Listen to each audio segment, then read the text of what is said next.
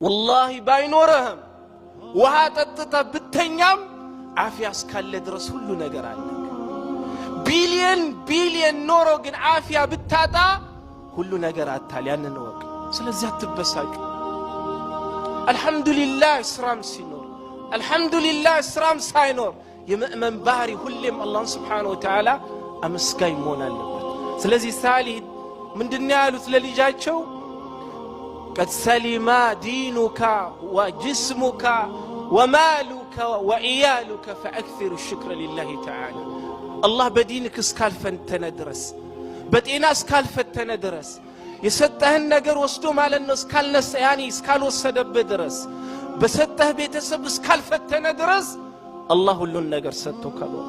ትልቁ ፈተና ታውቃላችሁ በዲን መፈተን በዲን ተፈትነናል አልተፈተንም አልহামዱሊላህ